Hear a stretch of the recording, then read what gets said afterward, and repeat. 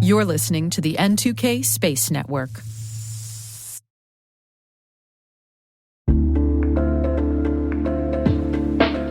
And now, a word from our sponsor, SpyCloud, the cybercrime analytics leader. SpyCloud disrupts cybercrime by telling you what criminals know about your business and your customers, so you can take action to prevent ransomware, session hijacking, account takeover, and online fraud. SpyCloud constantly recaptures and analyzes new data from the criminal underground, including credentials, session cookies, and PII siphoned from malware-infected devices. With knowledge of the specific exposed data criminals have in hand from InfoStealer malware on managed and unmanaged devices, security teams can respond with a more efficient and effective process called post-infection remediation that fits seamlessly into existing incident response frameworks. Get SpyCloud's post-infection remediation guide outlining the 7 steps for preventing a malware infection from becoming a full-blown ransomware incident. Visit spycloud.com/cyberwire. That's spycloud.com/cyberwire. And we thank SpyCloud for sponsoring our show.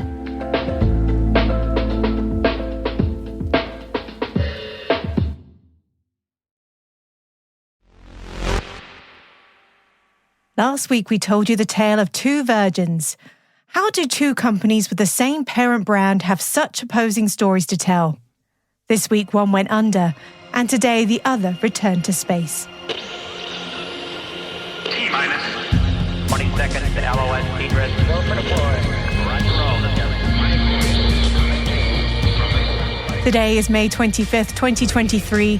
I'm Alice Carruth, and this is T-minus.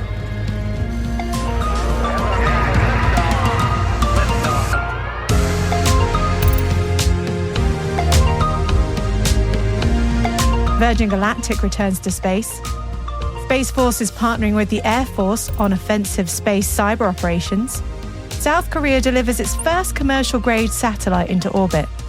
And Dave Bittner from our sister podcast, The Cyberwire Daily, will be bringing us his conversation with John Check, Executive Director of Cyber Protection Solutions at Raytheon Intelligence and Space.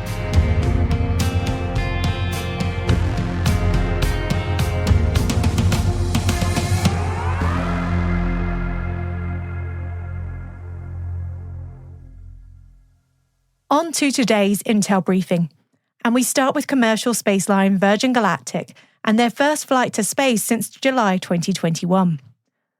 Release, release, release echoed around the mission control room at Spaceport America as Mothership Eve dropped Spaceship Unity ahead of igniting the engines and heading to the 50-mile marker, which is considered space in the US.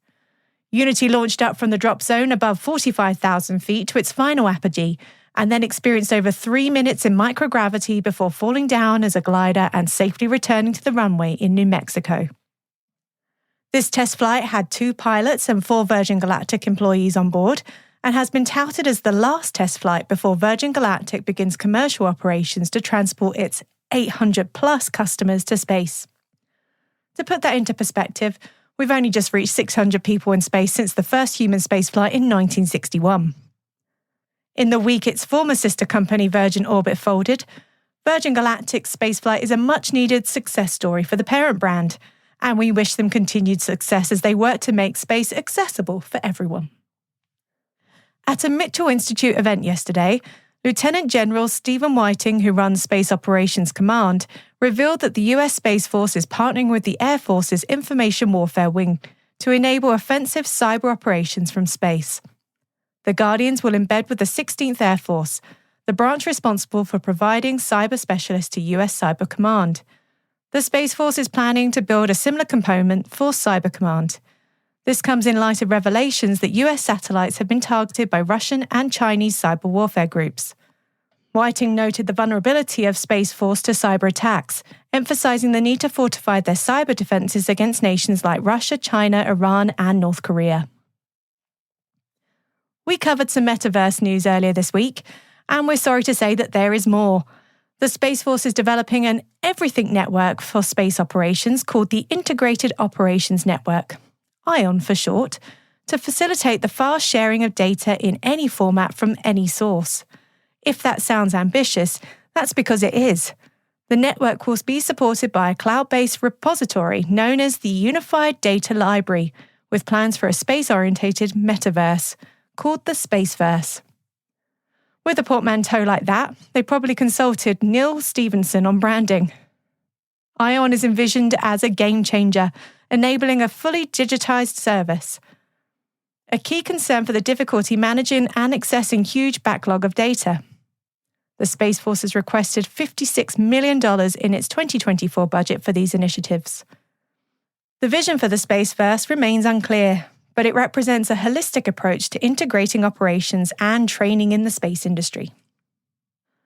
The National Geospatial Intelligence Agency has reported significant advances in Project Maven, the Pentagon's primary artificial intelligence initiative, just months after taking parts of the project.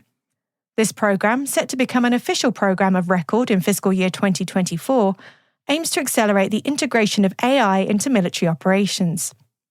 NGA's work has enhanced maritime domain awareness, target management, and object detection capabilities. The agency also focused on assessing supply chain risks posed by AI and machine learning technologies. As part of Project Maven's expansion, the NGA will combine computer vision with human expert analysis to deliver automated geospatial intelligence detections, emphasizing the integration of machine learning experts and imagery analysts to boost AI model performance and interoperability. NGA is also developing joint regional edge nodes to improve data processing and distribution in remote locations. The rest of the world calls this idea edge computing, and we've spoken about it a few times on T-. The first node is expected to be operational in 2024 within the US Indo-Pacific Command. This initiative is meant to support analysis in the field by maintaining access to essential applications, even when disconnected from main data centers. This move towards decentralizing systems is in line with the National Defense Strategy and is designed to function effectively in cloud-disconnected or degraded environments, promoting resilience, redundancy, and timely information delivery to military and policymakers in a contested operating environment. Over to South Korea now, and they have successfully launched the Nuri rocket today, sending 8 new satellites into space. This was the first time that South Korea's domestically made space rocket delivered a commercial-grade satellite into orbit. The rocket was launched by the Ministry of Science and ICT and the Korea Aerospace Research Institute from the country's southern coastal village of Gohung. The main commercial-grade satellite has made contact with a base station in Antarctica after successfully separating from the space vehicle. 6 other CubeSat satellites were also deployed, but the Science Ministry has said it's checking if one remaining CubeSat was released nominally. The satellites are said to be a critical part of the country's space program. On to Australia now, and satellite company Fleet Space Technologies has raised over $33 million in a Series C funding round. Fleet Space produces a satellite-based mineral exploration constellation called Exosphere that is used worldwide. Exosphere is currently operated by more than 30 clients, including Rio Tinto, Barrick Gold Corporation, Core Lithium, and Goldfields. The company says that many of these minerals play a pivotal role in the energy transition needed to achieve global net zero targets. Fleet has almost doubled its valuation since raising its Series B round in 2021. This Series C funding round brings the total valuation of the company to over $220 million. The Wall Street Journal is reporting that TV services company Dish is in talks to sell its new satellite-to-cell mobile phone service through Amazon.com. The Journal reports that details of the new plans could be announced as soon as next month. Federal regulators have already set a June 14th deadline for Dish to meet certain network coverage milestones, and not reaching these milestones could lead to financial penalties. A team from Brigham Young University has received close to $1 million from the U.S. Army Corps of Engineers to study the effects of noise pollution on wildlife from spaceports. The research team is focused on Vandenberg Air Force Base that's seen a dramatic increase in launch cadence in recent years. Meanwhile, over in Europe, the efforts of the space community to address global climate change have been recognised with a special award. The International Astronautical Federation has presented the European Space Agency with a Space for Climate Protection Award. The Earth Observation Dashboard collaboration between ESA, JAXA and NASA was highlighted for the ways in which remote sensing data can support climate protection and allow the global population to easily access information that may be fundamental to protect our planet.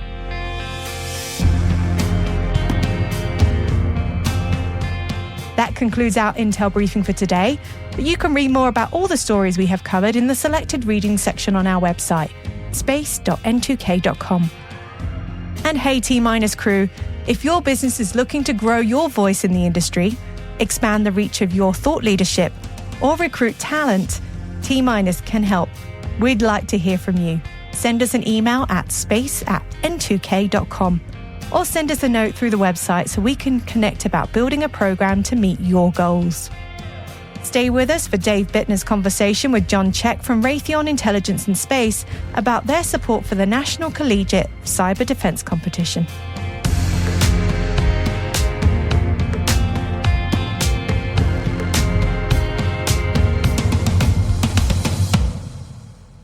We'll be right back. This episode is brought to you by Palo Alto Networks, the leader in cybersecurity. As AI-driven attacks increase, organizations can't afford to have network security that's stuck in the past. Discover how Palo Alto Networks can help you predict what's coming and proactively secure against it with a zero-trust, AI-powered network security platform built to secure whatever, whenever, wherever. To learn more, visit paloaltonetworks.com/network security platform.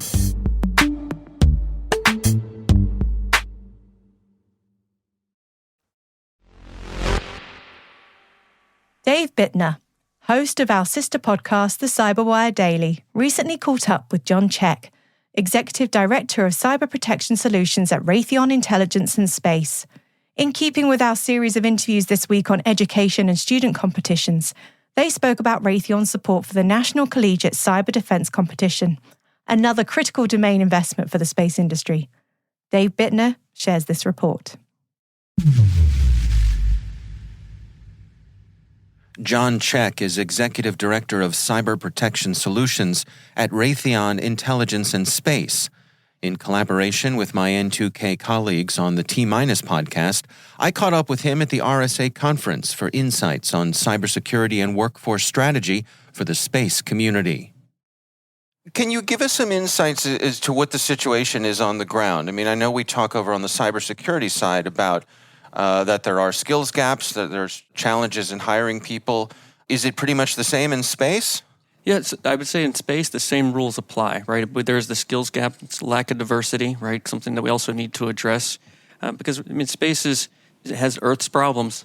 It's all the same thing. I love it. Right? Just in a different level of the atmosphere. Right.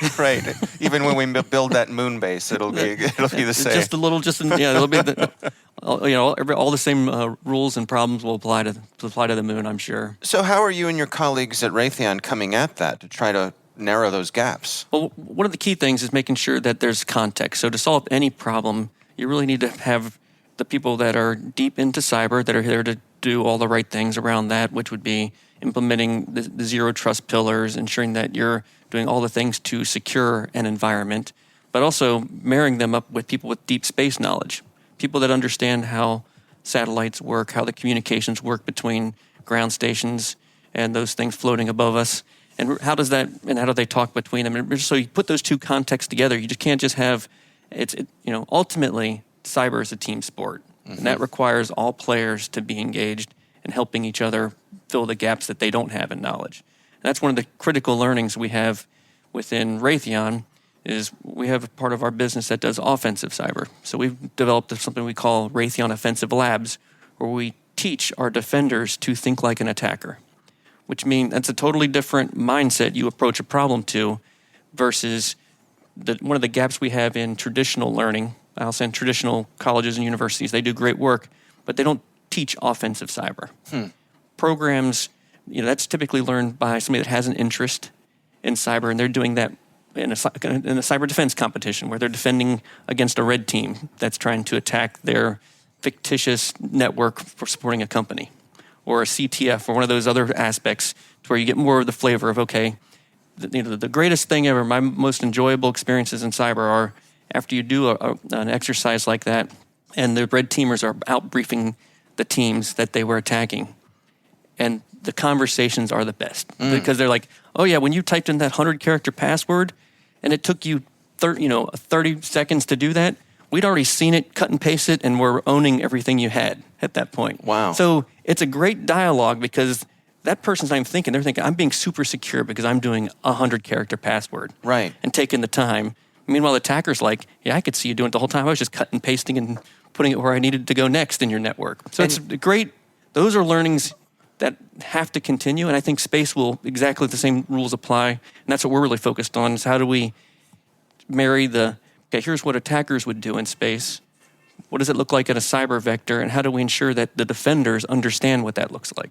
And in a situation like that, to see it be able to be done in a collaborative way, there's an adversarial element to it, but at the end of the day, in that particular case, everybody's on the same team. 100%, and it really is. I mean, people look forward to that. That's like one of the highlights, because that's when you truly get the learnings of when you were doing all. And over time, one of the things we participate in is the National Collegiate Cyber Defense Competition, which is in its 18th year this year. And so there's absolutely been the maturity level of the teams that come to participate each year from the colleges and universities has greatly improved. Right? They've clearly learned and are way more advanced than they were when the competition started. When it comes to the security of satellites, for example, in a previous life, I worked in the television industry back in the 90s, and I remember talking to my friends in Master Control who were responsible for the uplinks and things like that, and I remember, they would use phrases like, let's light this candle, and things like that, right? But I also remember asking them, how are we ensuring that we're not stepping on each other's signals? What keeps someone from, lighting up an uplink and just stomping on someone else's signal? And the response I got over and over again was, well, we're gentlemen. We would not do that. I suspect we're probably not 100% in that mode anymore with the dependence on satellites that we have now, the global arena, and the having adversaries out there. Is that an accurate view from my point of view? I would say, without a doubt, people, and I'm not going to say would become complacent, but certainly, okay, great, that communication you have from the ground to the satellite is encrypted. Okay, but once that satellite's up there, what are all the sensors it has that can receive input? Yeah. How are other outside entities trying to, breach your security through those other sensors and other vectors, even outside of just what the communications link is? I don't think, satellite manufacturers have the same challenges that everybody else does. There's a lot of times when people release products, there are other features like microphones or RF capabilities that are turned off, but it's still out there. It still has the capability. So if an attacker knows a feature that's on something, they just upload the driver, start taking advantage of it, move laterally within that platform. Yeah. So it's really something you have to think about. It's not just the straightforward attack vectors. When you think like an attacker, okay, what comprises this? What are all the different components? How do I test each component to figure out what is the way I would be compromised? And as a defender, that's exactly things we need to make sure we're locked down. If you really don't need a certain sensor on a satellite, don't put it up there and shoot it up in space with it on. Well, I was thinking, along those lines that, I imagine the conversation when someone walks into their boss's office and says, boss, I accidentally bricked the router. That's a different conversation than, boss, I accidentally bricked the satellite. Right. Because you can't just swap out something that's in geosynchronous orbit. Well, it's interesting because from my perspective, I feel like there's clearly at the terrestrial level, OT systems and space, they share a lot of the same challenges, right? OT systems, a lot have been around a long years. There's a lot of satellites that were launched a long time ago when cybersecurity wasn't a concern. Right. So you get that whole aspect of it. The satellites can't be, you don't take them down for downtime, right? Yeah. To swap out parts. I mean, in the OT systems, it runs. Right. And you do not mess with it. You're changing the oil while the engine is running. So there's certain aspects. I mean, obviously you can get physical access to some OT systems. Well, we don't have a space shuttle anymore. Right. Yeah, that's really, if you think about it, there's definitely some similarities. So one of the things I'm more focused on currently is how do you treat some of those same challenges? Because, like a smart person once told me, everybody's a unique snowflake, but human behaviors are all the same. And with cybersecurity, space is a unique environment, but all the cybersecurity challenges, opportunities exist the same there as they do here on Earth. As you head back after a conference like this, what sort of things are on your mind? Do you find yourself energized, a little overwhelmed? What are you going to bring back to your team and your colleagues? Well, I'm a continuous reframer. So I'm always a glass is almost always full type of person. I'm there to solve the challenges that are come up. I'm not there to worry about them. That doesn't help anything. So one of the key things I'm going to take away from this conference is making sure the team knows we are making progress. There are good things that are happening, right? You can be overwhelmed by all the things that aren't good, but there's a lot of goodness that's coming out. There's a lot better collaboration. There's starting to be true information sharing, not just for the purpose of, hey, here's my information, but people are taking action related to it. They're starting to really, we're getting through the formative stages. Maybe we're close to the end of the beginning to where we can really move on and truly start collaborating, because within cybersecurity, without a doubt, 100%, no one can defend on their own. Unless you have an environment that you've cultivated over time, which starts with ensuring that you are doing everything you can to persist the fight as long as we can. So from my perspective, if somebody on my team finds another job at another company, I'm thrilled. I'm so totally supportive, because that means there's another friend of mine out there that I can call that will get new experiences that I will probably rely on, or they'll rely on me at some point in the future to figure out and solve some tough problems. And that's what, when you think about what's your goal of why you're doing things, that's where I really try to hone in on. I mean, my goal is to protect our way of life, point blank, and persist the fight. After when I'm long gone, sitting on a porch, napping next to the cat that's also napping, I'll be sleeping soundly, because I know that there'll be a great next team focused on solving the cybersecurity problems of the day that will be way beyond the problems I experienced when I was doing it. That's John Check from Raytheon Intelligence and Space. You can hear more of my conversation with him on today's T-Minus Daily Space Intel Briefing.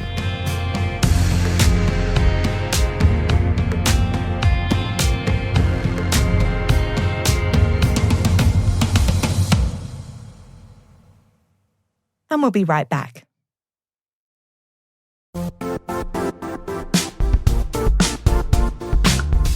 Now, a word from our sponsor, the Johns Hopkins University Information Security Institute, currently seeking qualified applicants for its innovative Master of Science in Security Informatics degree program.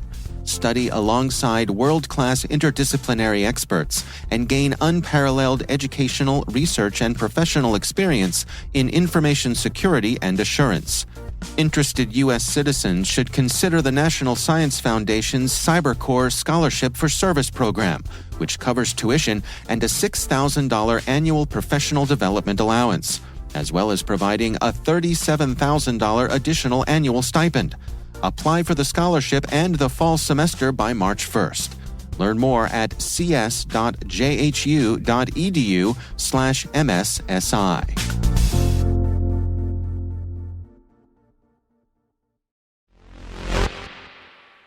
Mankind has sent some seriously random things to space over the years.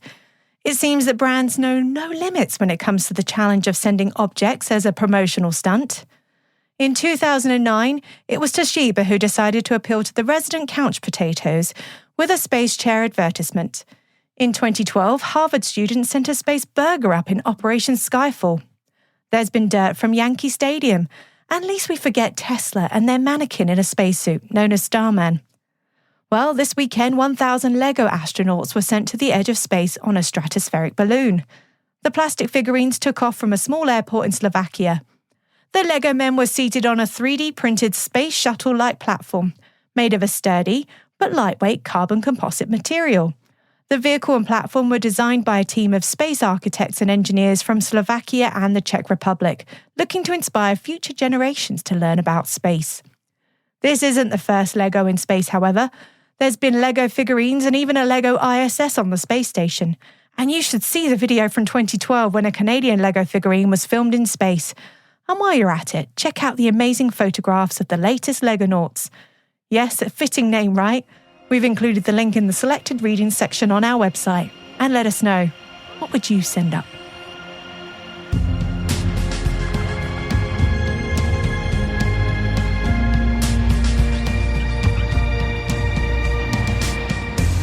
That's it for T-Minus for May 25th, 2023. For additional resources from today's report, check out our show notes at space.n2k.com.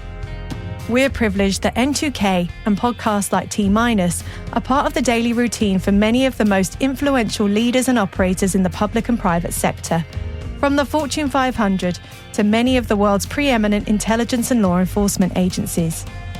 This episode was mixed by Elliot Peltzman and Trey Hester, with original music and sound designed by Elliot Peltzman. Our executive producer is Brandon Karff. Our Chief Intelligence Officer is Eric Tillman. And I'm Alice Carruth. Thanks for listening.